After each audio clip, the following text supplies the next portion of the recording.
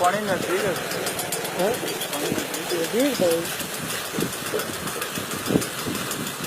ऐसा होना पानी है नहीं ऊपर काला जो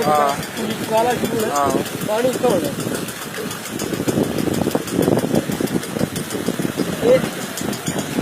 तो थोड़ी परे है और जड़ा तक सबको नीचे लाई है तो सबको लाई है इतना थोड़ी काट हुआ ये तो काला नहीं है इतनी खाली की तो पानी आ गई अगली तो खाली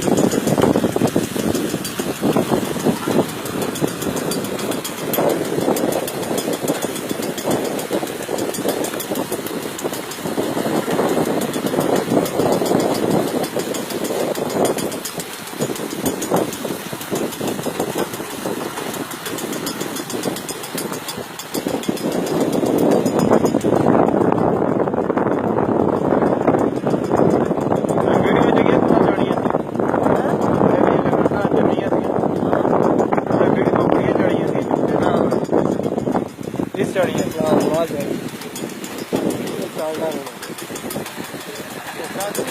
बड़ी है